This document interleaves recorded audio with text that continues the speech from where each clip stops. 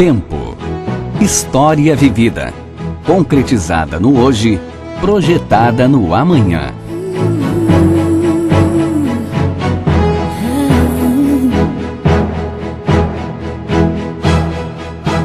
Comune de Loria, província de Treviso, Regione Vêneto. É ali que nasce em 30 de dezembro de 1860 Luigi Ferronato, o único filho que teriam Pietro Ferronato e Matilde Fávero.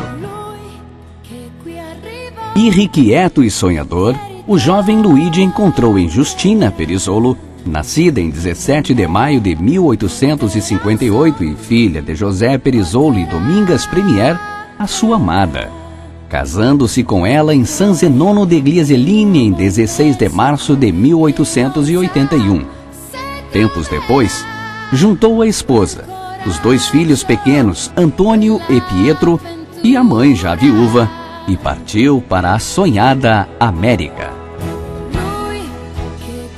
No final do ano de 1885, a família de Luigi Ferronato desembarca em Porto Alegre e segue de trem até a colônia de Dona Isabel, hoje Bento Gonçalves, onde são abrigados no barracão da Rede Ferroviária Federal.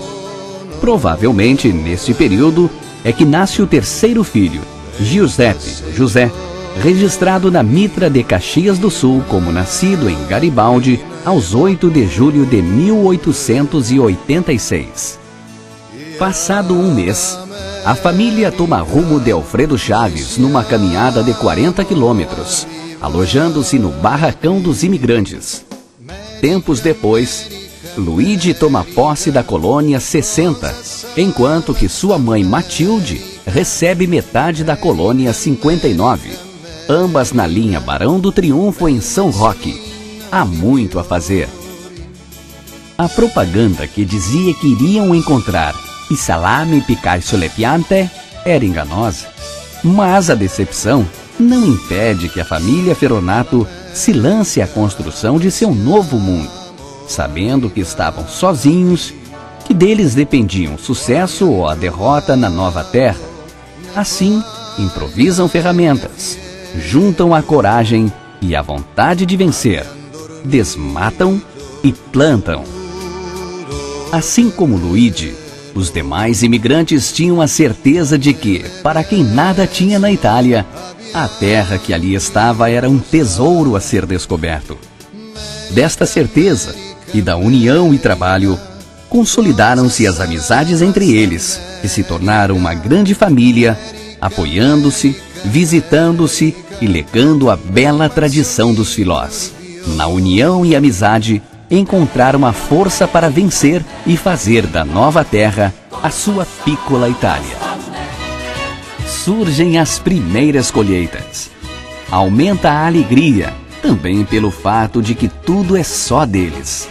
Não é preciso entregar parte para arrendatários como faziam na Itália. Milho, trigo, frutas, salame, queijo, tudo era deles. Luigi lida com a terra. Porém, homem forte e trabalhador, descobre na criação de porcos sua verdadeira paixão.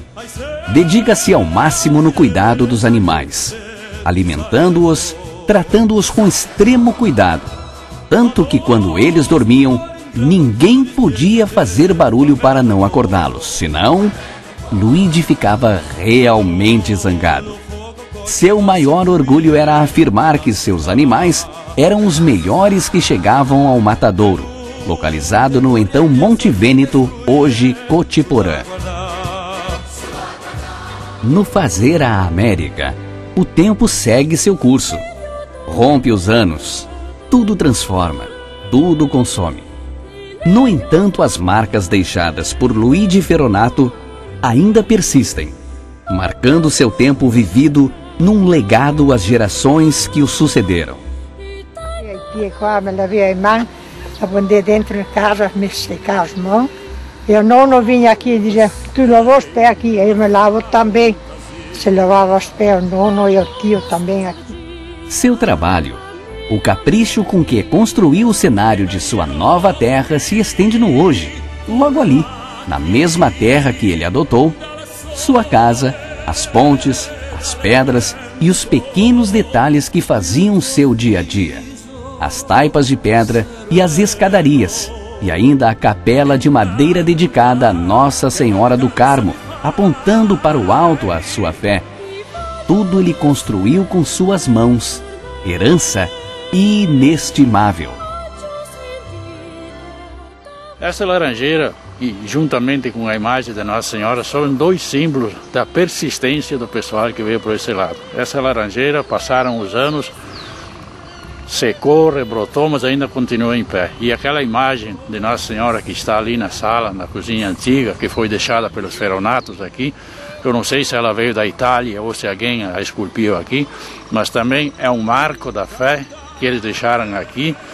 E nós continuamos, a família Domeneghini, que assumiu essa propriedade quando eles saíram, nós recebemos aquela imagem como uma herança e continua como uma herança de fé e de força e de persistência nessa região. Aquela saga dos Ferronato que eles deixaram aqui nessa região continua ainda viva aqui e muito forte. As marcas ficam. Fundador da Capela de São Roque, cujo templo guarda no barro amassado as marcas de seus pés. Diretor de canto da igreja, confrade do Santíssimo Sacramento, treceiro franciscano, fabriqueiro. Uma vida de doação e participação comunitária. Alfredo Chaves. Agora na família são 10 os filhos. Antônio, Pietro, Giuseppe, Francesco, Giovanni, Frederico, Beniamino, Roque e Luiz Humberto, os 9 homens e a única mulher, Maria. Todos vão casando, saindo de casa e constituindo família. Giustina, esposa de Luigi, morre sem poder comemorar as bodas de ouro de seu casamento, devido à morte dos filhos Beniamino em 10 de novembro de 1930 e Giuseppe em 10 de novembro de 1931. Giustina nos deixou em 26 de dezembro de 1931 com 73 anos de idade. Luigi fica morando em São Roque ao lado do filho Luiz Humberto. Em 1942, quando este mudou-se para Santa Catarina, Luigi decide morar com o filho Francesco, o Queco, que trabalhava com um moinho de fubá em Antagorda. E eu sou aquela que vim buscar a avó, que morava aqui, e eu tinha 13 anos. E quando chegamos aqui, levamos a avó com a mãe dela, que era Cecina. E nós, quando fomos lá em Mussum, e nós fomos na igreja. E nós fomos rezar e olhar a igreja, ficamos ali. E naquele tempo era proibido falar italiano.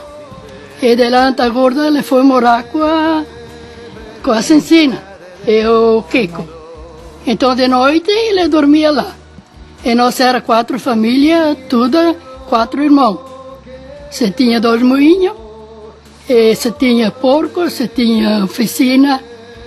Então o nono fazia assim. De noite ele queria dormir lá do Kiko.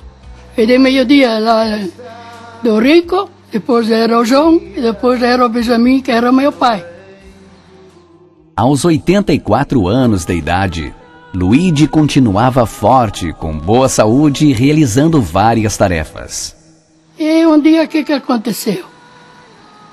Nós tinha bastante porco, e ele botou a avó a tirar a palha do milho, né? E o nono. E quando que tirou a palha, botaram o fogo na frente, porque era muito frio. Sem perceber, o fogo tomou seu longo casaco de lã de ovelha tingida e feito à mão que trouxera da Itália. Ele começou a gritar.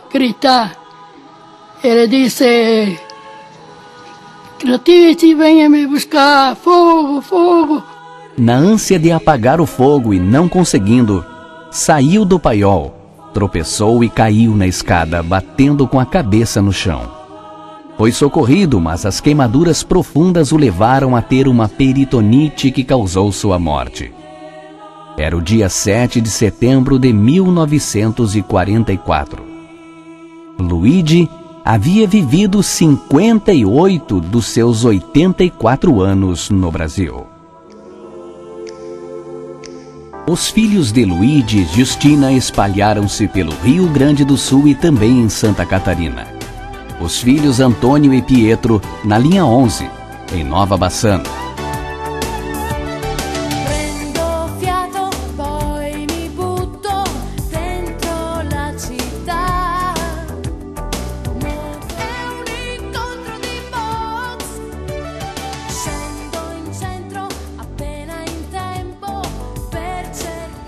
Giuseppe em Vila Flores.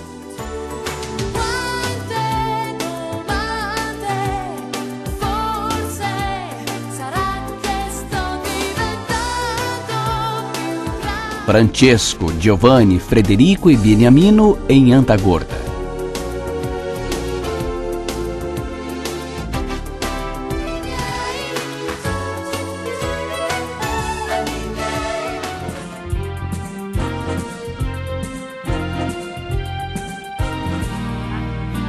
Poi d'improvviso venivo dal vento. Ferronati che avevano, qua che resta la villa Ferronati questo, perché erano tanti Ferronati che stia qua. Allora che resta e diz ancora qua, andiamo sui Ferronati. Rocking em Rio Vago. Una musica dolce suonava soltanto per me.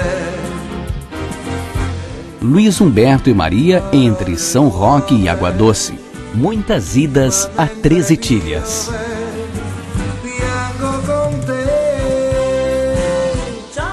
Bom, nesse livro, que é o livro Caixa, consta desde 1926 todos os lançamentos desta capela.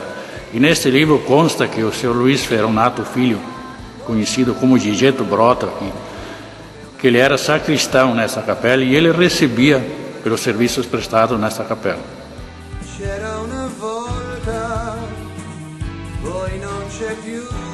Segundo Geraldo Ferronato de Joaçaba, 3 primos teriam vindo com Luigi para a América. Maximiliano e Pietro, que eram filhos da viúva Tonso Maria e Ney, os quais também instalaram-se em São Roque, linha Barão do Triunfo. Maria Ferronato Vailati, eu sou neta do Maximiliano Ferronato. O Maximiliano, quando ele veio da Itália, ele se instalou aqui. Ele é primo do Luigi Ferronato.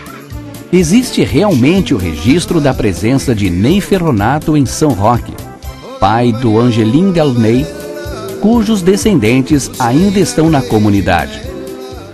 O Roque Ferronato, filho de Angelo Ferronato, neto de Ney Ferronato, primo do Gio Brota. Tonso Maria teria vindo mais tarde com outras 3 filhas, fazendo o trajeto de Monte Negro a São Roque a pé, para instalar-se nas terras conseguidas pelo primo Ney, terras estas onde hoje reside a viúva Raquel Ferronato. Eu sou a Raquel de Marchi Ferronato, nora do Pierretto Ferronato, que ele veio de Itália, é aqui a casa onde ele morou. E casei com o filho do Pierretto, né? E agora convidamos todos vocês a conhecer um pouco da história de Luiz Humberto Ferronato. Luiz Humberto Ferronato nasceu em 21 de junho de 1902, na linha Barão do Triunfo, em Veranópolis. Lá mesmo, no Rio Grande do Sul, casou aos 22 anos com Adele Lavrati, natural de Guaporé, também do Rio Grande do Sul. Eles se casaram em janeiro de 1924. Luiz Humberto Ferronato e Adele tiveram 12 filhos. O primeiro filho foi Armindo, casado com Maria Gregol. Juntos tiveram 8 filhos.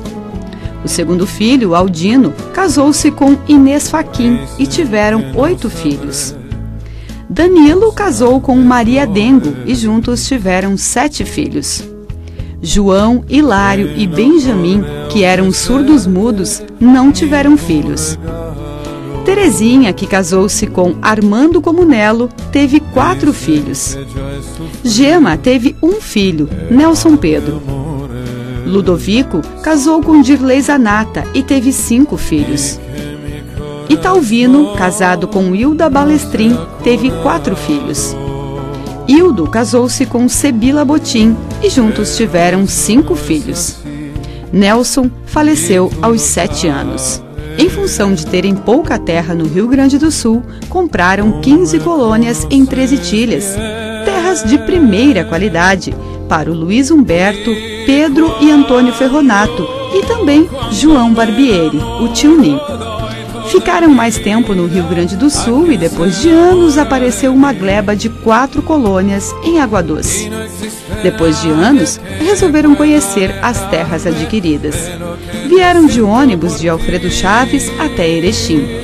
Pernoitaram na casa dos parentes dos Barbieri e no outro dia pegaram o trem e rumaram para Barra Fria, em Santa Catarina, onde residia Pedro Bortoluzzi. Eles eram vizinhos e parentes no Rio Grande do Sul. Dali seguiram no outro dia a cavalo até Linha Pinhal.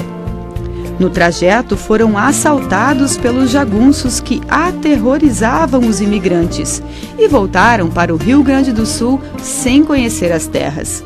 Isso aconteceu em 1925. Decidiram então vir conhecer de vez as terras em Santa Catarina. Isso aconteceu por volta de 1939. Chegando em Linha Caçador, depois de se hospedarem na casa de Antônio Comunello, que ajudava muitos imigrantes que vinham para cá. Emprestaram cavalos e os de Linha Pinhal foram para lá. E o Luiz Humberto veio para a Zona Nova, no município de Água Doce. As primeiras famílias de Ferronato de 13 Ilhas vieram em 1940. O Luiz Humberto, decidido a vir para Santa Catarina, veio definitivamente em 1942. Nesta terra, o nono construiu um galpão que servia de moradia, de paiol e também de estrebaria. Aguardaram mais um tempo e partiram definitivamente do Rio Grande do Sul no dia 2 de novembro de 1942. Vieram todos com a mudança em caminhão F5 fretado e eram 3 horas da tarde quando chegaram a Água Doce. Descarregaram a mudança em Água Doce e no dia seguinte, moradores, futuros vizinhos, foram buscá-los. Os moradores de Zona Nova e Paiol do Fundo estavam esperando com saicanga frita e polenta para a festa da chegada, que aconteceu às 10 horas da manhã.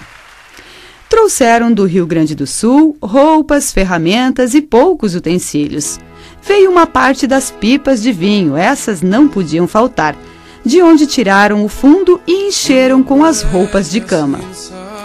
No final deste ano de 42, Luiz Humberto e o filho Armindo voltaram para o Rio Grande, pois o Armindo precisava fazer o juramento à bandeira. Na volta, trouxeram o alambique de cobre com uma carreta e 2 mulas. Nos domingos, não havia nenhum divertimento e nenhum lugar para se ir.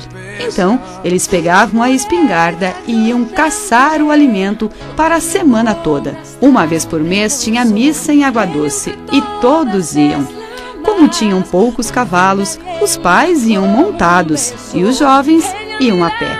O Luiz, após adquirir mais terras, doou um pedaço para que se construísse uma igreja e depois a comunidade em Zona Nova.